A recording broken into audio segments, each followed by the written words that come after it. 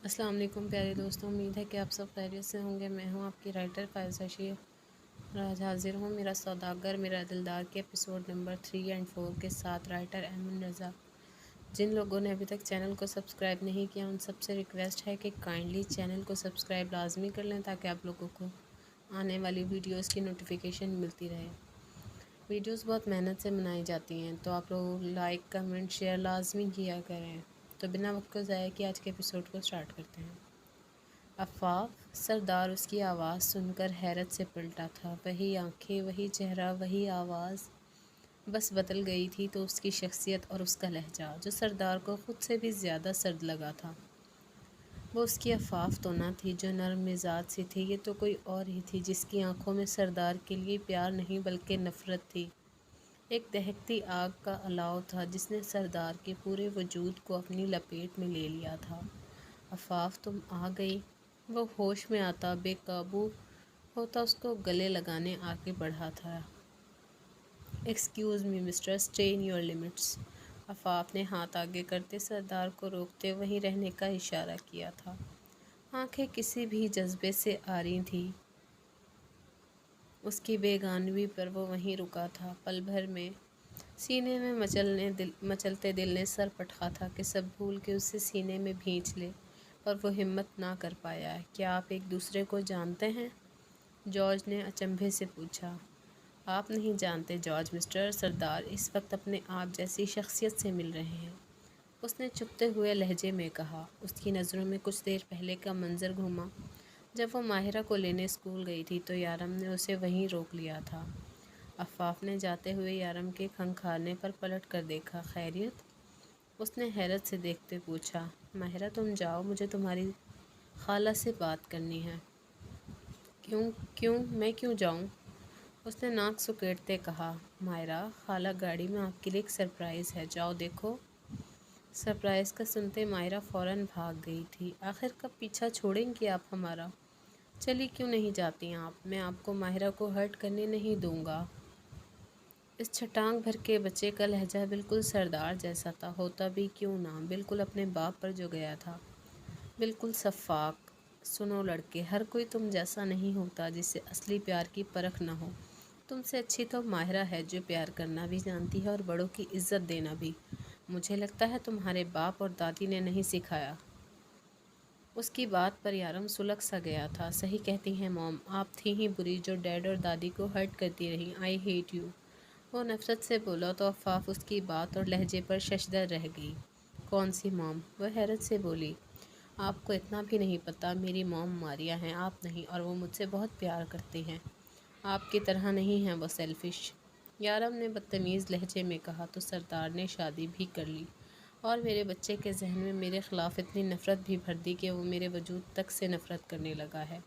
उसके लिए मैं तुम्हें कभी माफ़ नहीं करूँगी सरदार। अफ़ाफ़ की आंखें रंजो गम से सुर्ख हो चुकी थी। बहुत बर्दाश्त के बावजूद भी उसकी आंसू से आंसू बह निकले थे। उसकी आंखों में आंसू पता नहीं क्यों यारम को बहुत चुभे थे। वो उसके सामने बैठी और कहा, क्या मैंने कभी तुम्हें तकलीफ़ दी या तुमसे नफ़रत की? फिर तुम मुझसे क्यों इतनी नफ़रत करते हो? उसके लहजे में कर्ब था, बेबसी थी, जिसके जवाब में यारम कुछ भी ना कह पाया। वो सच ही तो कह रही थी। उसने तो कभी यारम को ना भुलाया था, हमेशा अपने बच्चे के लिए तड़पती रही थी। फिर वो क्यों उससे नफ़रत करता था? शायद उसे छोड़ के चले जाने की वजह से। खामोश। यारम, तुमने मेरी खाला को क्या कहा है? वो रो क्यों रही हैं? यू गंदे बैड बॉय, माफ़ी मांगो खाला से। माहिरा वहाँ आते जब यारम को अफ़ाफ़ से बदतमीज़ी करते देखा और अफ़ाफ़ की आंखों में आंसू देखे तो उसका गुस्सा आखिर हद तक पहुँच चुका था। उसने यारम को गुस्से से धक्का देते चीखते हुए कहा, जो माहिरा को ख़ुद पर गुस्सा करते पहली दफ़ा हैरत से देख रहा था। माहिरा बेटा, कुछ नहीं कहा मुझे आपके भाई ने। अफ़ाफ़ ने फ़ौरन उससे अपने बाजुओं से काबू किया जो यारम को मारने के लिए बेकाबू हो रही थी। तुम गंदे हो। I hate you. तुमने मेरी खाला को रुलाया। मेरी खाला बहुत स्ट्रॉन्ग है, वो कभी नहीं रोई, मगर तुमने उनको हर्ट किया, वो तुम्हारी वजह से रोई हैं।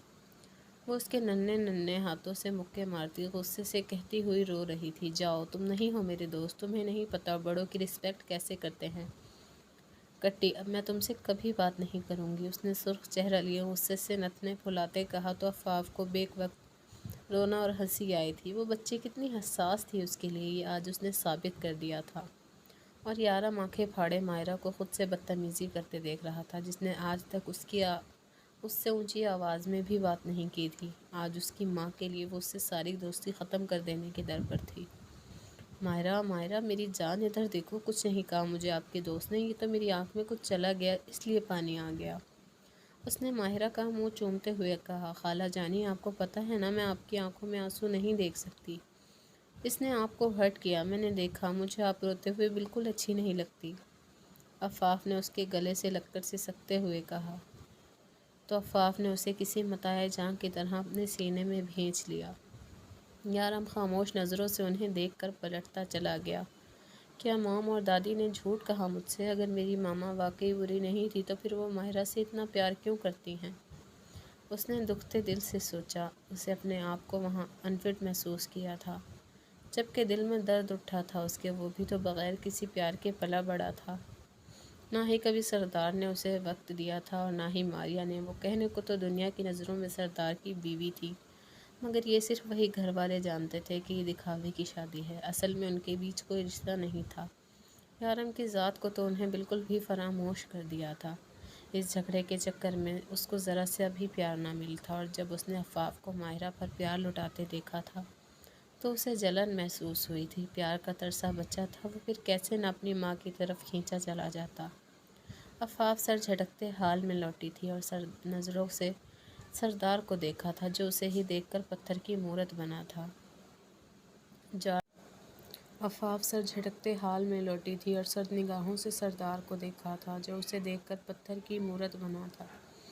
جارج اور اس کی ٹیم وہاں سے جا چکی تھی۔ عفاف تم زندہ ہو اور کتنا بدل گئی ہو تم، کیا تم نے ہم سب سے جھوٹ بولا اور اپنے مرنے کا ناٹک کیا؟ سردار نے رنج و غصے سے پوچھا۔ تم نے تو مجھے مارنے میں کوئی کسر نہیں چھوڑی تھی، مگر وہ تو اللہ کا شکر ہے کہ میں زندہ ہوں، اور اس زندگی کا مقصد صرف تم سے بدلہ لینا ہے۔ اس نے ایک ایک لفظ چباتے ہوئے کہا۔ سردار تو حیرت سے صرف یہی بول پایا، عفاف کیوں، کیا ہوا؟ حیرت کا جھٹکا لگا مجھے اتنا بدلا ہوا دیکھ کر؟ اس نے آنکھیں پٹ پٹا کر کہا، بالکل اسی طرح مجھے بھی لگا تھا اس دن جب تم نے کسی کی پرواہ کیے بغیر مجھ پر یقین نہیں کیا تھا، اور تو اور میرے بچے تک کے دل میں میرے لیے نفرت پیدا کر دی، جس کے لیے شاید میں تمہیں دنیا کی تمام سزائیں بھی دے دوں تو وہ بھی کم ہوگی۔ بہرحال اپنی الٹی گنتی گننا شروع کر دو، کیونکہ تمہیں برباد کرنے میں کوئی کسر نہیں چھوڑوں گی میں۔ اس نے یہ کہتے ہوئے سن گلاسز لگائے اور نکلنے لگی، جب سردار اسے گھسیٹتا اپنے آفس میں لے آیا۔ سردار نے جھٹکے سے اس کا ہاتھ پکڑا اور اسے پلٹ کر دیوار سے لگایا۔ کہاں تھی تم اتنے عرصے؟ کیوں روپوش رہی؟ مجھ سے جواب چاہیے مجھے۔ سردار کی انگلیاں اسے اپنے بازو میں دھنستی ہوئی محسوس ہو رہی تھی۔ سردار کی نظریں بولتے ہوئے عفاف کے چہرے کے نقوش کا بے قراری سے طواف کر رہی تھی۔ خود پر ضبط کے کڑے پہرے ہٹاتے وہ بے خودی میں عفاف کے لپسٹک سے سجے لبوں کو اپنے ہونٹوں کی دہکتی گرفت میں لے گیا تھا۔ انداز میں ایک تپش تھی جو عفاف کے لیے ناقابل برداشت تھی۔ سردار کی سانسیں خود میں اترتی محسوس کر کے عفاف پاگل سی ہو اٹھی تھی اور اپنا سر زور سے سردار کے سر سے ٹکراتے اسے خود سے دور کرنے لگی۔ سردار کی ساری خماری پل بھر میں ہوا ہوئی تھی۔ انسان کی فطرت کبھی نہیں بدلتی، اور نہ ہی تمہاری بدلی، دوسروں کو درد دینے کی۔ اور میں تمہیں اپنے معاملات کے بارے میں بتانا ضروری نہیں سمجھتی۔ تم ہو کون آخر میرے جو تمہیں یہ سب بتاؤں؟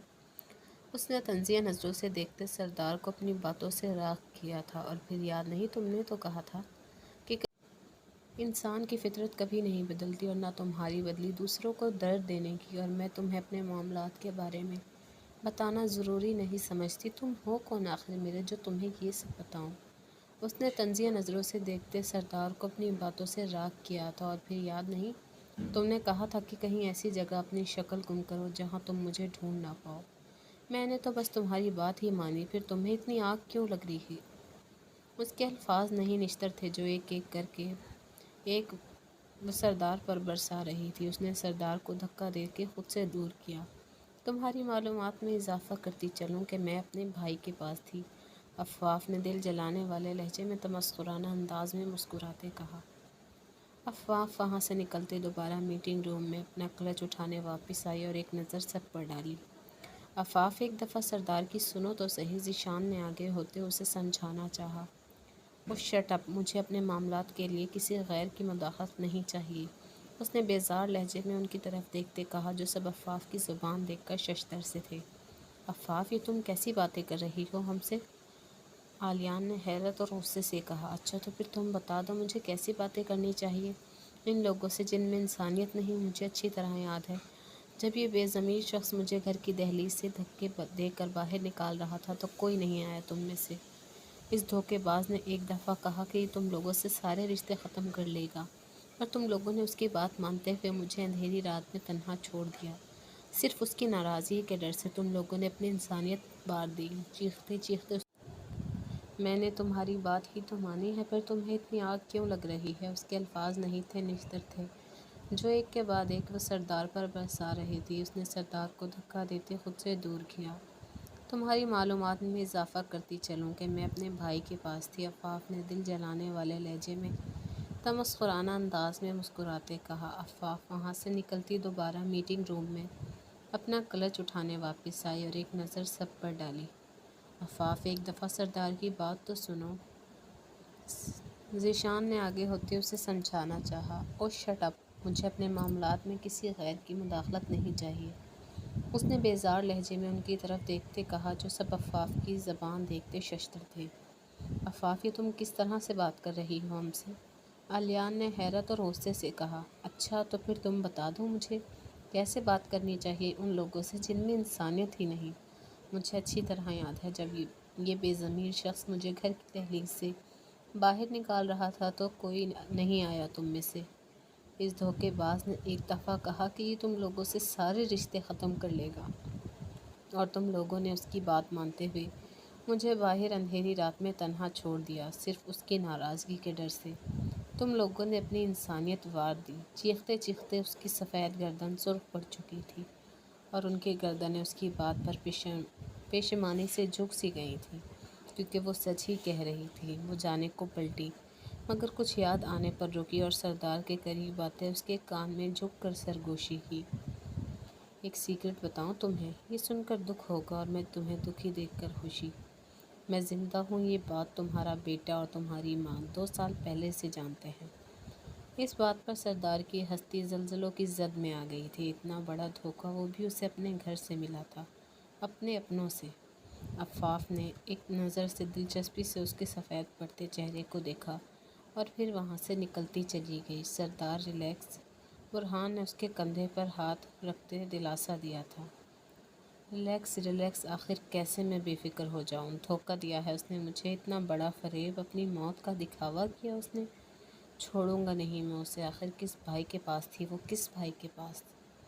سردار نے ٹیبل کی چیزیں زمین پر پٹکتے کہا تو وہ سب پریشان ہو گئے۔ جیسے ہی اس کی نظر یلدرم پر گئی اس کے دماغ میں کچھ کلک ہوا تھا اور وہ چیل کی طرح یلدرم کی طرف لپکا اور اسے گھوسے مارنے لگا۔ تیرے پاس تھی وہ کمینے، تیرے پاس تھی، اور تو نے اس کے ساتھ مل کر مجھے دھوکہ دیا۔ اتنے سال میرا مذاق بنتے دیکھتا رہا، تجھے کبھی معاف نہیں کروں گا میں۔ سب نے بمشکل یلدرم کو اس سے چھڑوایا تھا۔ تیری معافی کی ضرورت کسے ہے؟ ہاں میں ہوں اس کا بھائی۔ جب تم سب نے اس کا ساتھ چھوڑ دیا تھا تو میں اکیلا کھڑا رہا تھا اس کے ساتھ، کیونکہ میرا ضمیر ابھی زندہ ہے اور تیرا تو کب کا مر چکا ہے۔ سردار، معافی تجھے مانگنی چاہیے، وہ بھی عفاف سے، کیونکہ تو نہیں جانتا تیری وجہ سے اس دن کیا ہوا۔ اس راز کا پتہ تمہیں خود لگانا ہوگا۔ اس بیچاری نے کتنا سفر کیا ہے اس مقام تک پہنچنے کے لیے، اس نے کس کس چیز کی قربانی دی ہے، تو نہیں سمجھے گا، نہ تو سمجھ سکتا ہے۔ تف ہے تیری محبت پر، تیری مردانگی پر، یلدرم نے منہ سے خون صاف کرتے کہا۔ میں اب بھی، اور ضرورت پڑنے پر 1000 بار بھی، اگر عفاف اور تجھ میں سے کسی ایک کو چننا ہو تو میں اسے چنوں گا، بغیر کسی شک و شبہات کے، اور اسے اکیلی سمجھ کر دشمنی کرنے سے پہلے یہ جان لینا کہ یلدرم اس کا بھائی ہمیشہ اس کے ساتھ کھڑا ہے۔ یلدرم نے اس کا کالر جھنجھوڑتے ہوئے کہا اور سر جھٹک کر باہر نکلتا چلا گیا۔ پیچھے ہی سردار بھی گھر کے لیے نکلا تھا، جہاں اسے 2 لوگوں سے سوال جواب کرنے تھے۔ اس کی زندگی میں ایک نیا طوفان آ گیا تھا جس سے وہ ابھی نابلد تھا۔